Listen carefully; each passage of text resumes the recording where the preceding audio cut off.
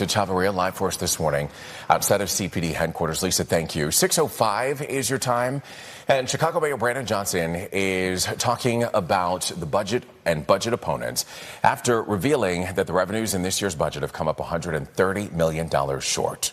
Johnson didn't sign or veto the $1.6 billion spending plan approved by the Chicago City Council, allowing it to take effect. He's now blaming members of the city council who refused to approve his spending plan that included taxing large firms, along with the controversial $89 million debt sale measure. Were other options. We did not need to cede to big money interests and fall back on the tired practice of balancing budgets on the backs of working people.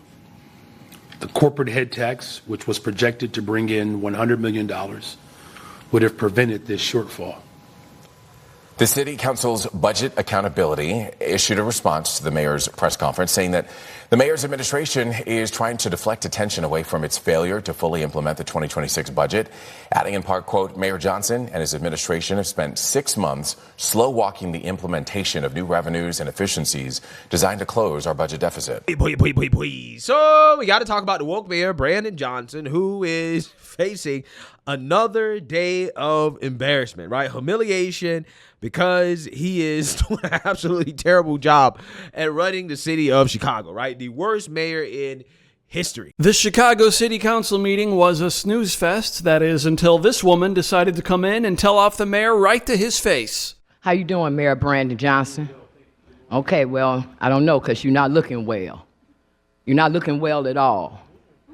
You look like somebody that's under a lot of pressure. And you're under a lot of pressure because you've misled a lot of people. You made people think that they got rights and power and authority that they don't have. And now you got to face the reality of that, right? See, the evidence of that is the mere fact that this morning, while we're sitting here waiting for you to come in here, some immigrant with a head wrap on came and had the audacity to tell me, Danny, and Zoe that we couldn't sit there. Somebody who don't even have the right to be in this country going to tell us where we can sit. That's due to your leadership. That's due to you filling people's head with a lot of bunch of nonsense. So let's cut through the chase. We told you, I know for a fact that I did, that we was coming for these seats. That still stands, sir. All you got to do is look at how the Republican Party is moving. You don't see that redistricting? That's getting some of them seats for Republicans? You don't see that? You don't see how you then had to close your mouth, sir, about all this white supremacy and Trump stuff because he holding back on that money. You don't have no money because all the money that you had, you gave it to these illegal immigrants. And now the feds ain't giving you no more money. And while you still sitting there looking like you don't know what I'm talking about that $70 billion that the Republicans on Pennsylvania Avenue just passed in that partisan bill to fund ICE for the next 3 years. We're tired of what you're doing.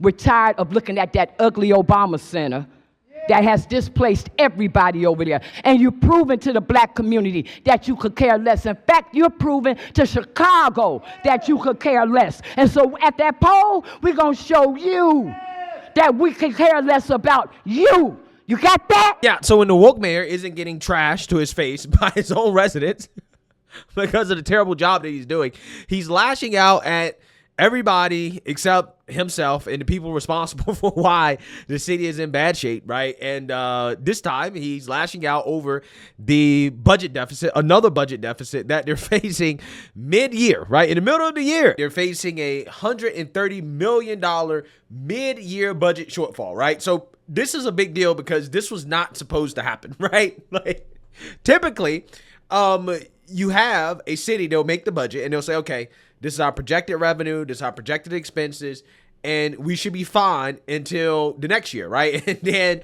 we do another budget in regards to what we think is going to happen the next year, and we try to fill that gap, right? That's typically how it goes. However, when Chicago did this last year, they underestimated the amount of revenue that they would collect from taxation. Now, I want to explain exactly what's going on here because the woke mayor actually did not sign off on a new budget because the new budget was primarily passed by the city council over the objections of the woke mayor, right? So the woke mayor was against it, but the city council said, no, we're going to pass it because the woke mayor basically wanted to tax the rich. They say, hey, we don't want to tax the rich because taxing the rich is going to lead to the rich leaving, right? You already have businesses leaving Chicago, which is leading to less tax revenue, right? And property taxes are being increased on regular, everyday, normal residents, right? So-called black community and others in Chicago. Yeah, their tax bills are going up, okay? Because, again, there are less rich people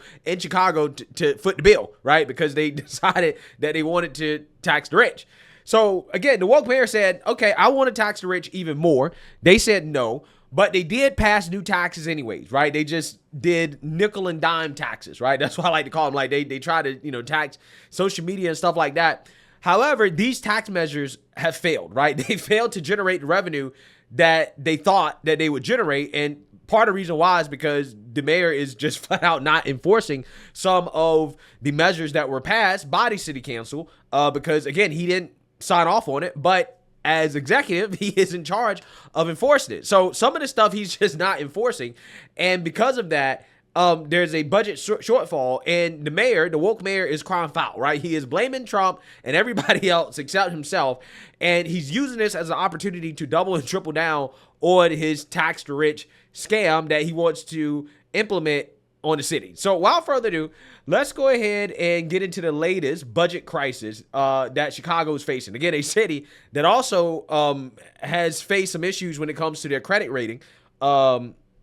Because again, the more that they face these financial problems, the riskier that it becomes to allow the city to borrow money from investors, right? Which means that they're going to have to pay more money in interest in order to continue to borrow money, which makes the deficit problem even worse. So without further ado, let's go ahead and get into this. And it's a reasonable expectation. Corporations that continue to benefit from Trump's cuts to all the other services that we rely upon, asking them to put more skin in the game, that's a reasonable expectation. Mayor Brandon Johnson still thinks that there's a path forward for his millionaire and billionaires tax. He wants to use that money to help make up for a $130 million budget shortfall. So we got Brett Bagansky here. Now, Brett, the mayor did not sign, but also did not veto this budget. So that's what happened back in December. So this is the budget we're working on. So we're in that midpoint right now. So here's how that ended up working. So by taking no action, the budget ended up passing. You may remember it was $16.7 billion. And it was supposed to close a $1.2 billion budget gap, which included selling Chicagoans' outstanding debt to collectors and selling advertising spots on city light poles and cars. However, the mayor said not one person or company has decided to buy into those proposals, and the mayor criticized the alders who signed the alternative budget by not passing his proposals like a corporate head tax.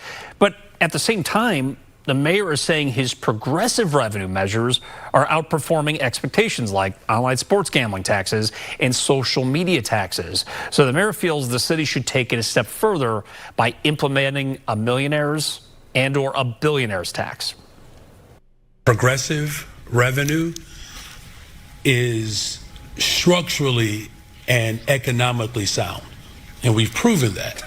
Again, as far as our other options, I believe that we have to look at every single option that's available to us, whether it's the city level or state level, for progressive revenue. We just have a few obstinate individuals that are more aligned with the interests of corporations that are ultimately stalling what could be a full-out revolution in this city.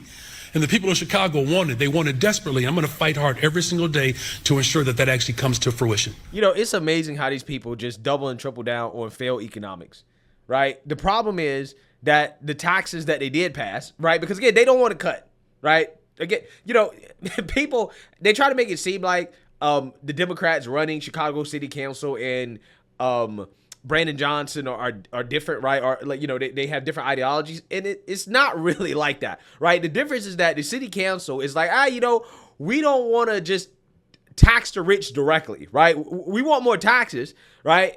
We just don't want to tax the rich directly, like the woke mayor, right? We want a nickel and dime tax, right? The woke mayor wants to go after the rich directly. Both are bad, okay, to be honest with you.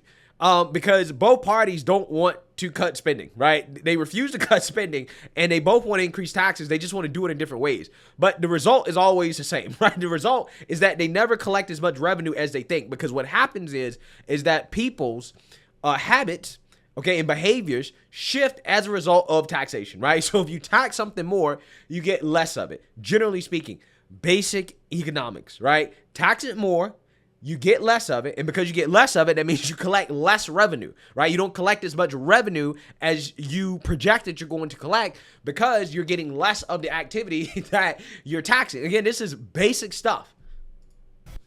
However, we spoke with some alders who found the mayor's budget assessment to be misleading. Alders Samantha Nugent and Brian Hopkins told us the mayor's administration slow-walked or didn't even try to implement their ideas to raise revenue for the city. So they feel that the mayor's proposal to tax corporations more is just short-sighted, arguing it could put Chicago at a competitive disadvantage if we were to implement those ideas. His administration was the one that is in charge of administering these new revenue sources, particularly things like debt collection. That's an administrative responsibility. The legislative branch can't do anything about affecting that other than set the budget, which we've done. And he has really dropped the ball. You know, his administration told us when we passed the budget that they didn't intend to follow up with some of these requirements that we imposed by passing it with the city council majority. So next week, City Council is going to be holding a hearing where it's part of the mid-year budget outlook. So Alderman Hopkins said City Council can still course correct, and he feels that they have the votes necessary in order to do that there. But also you have the mayor saying this is the opportunity to work collaboratively because in just the next couple of months, we got to talk about next year's budget as well. Exactly. Well, we know that you'll be keeping an eye on that next week. Brett, thank you so much. Amazing. Absolutely amazing. Right? Every single year, right? They got budget problems, right? Every single year, it's the same thing over and over and over again. All they want to do is tax. That's all they know how to do. They don't know how to do anything else except tax, okay? It is always the same result. How is it that you keep increasing taxes, but every year there's a budget shortfall, right? Like, think about that. We need to raise revenue, right? We need more revenue. Okay, you raised taxes last year. Now you need to raise more taxes again, right? What does that mean? That means that the taxes that you're raising, okay, they're not generating the revenue that is projected, and you're not cutting, right? You're spending more, you're taxing more. The tax doesn't bring in as much revenue as you think, and you don't cut spending, right? The spending never is less than they project. Right? Think about that. The revenue from taxation is always less than they project, but the spending is never less than they project. It's always exactly what they project or more. Most of the time it's more, right? It's always more than they think. And again, that's how you end up in situations like this. So again, the woke mayor is, he's facing a whole lot of backlash, right? And I think that he's going to go down as the worst mayor in Chicago history. I think he already is the worst mayor. I mean, he lost the Chicago Bears, right? I mean, that by itself is like, yo, you're the worst mayor in history. So let me know what you guys think. Make sure you like, comment, and subscribe. Most importantly, share a Black conservative perspective. Peace.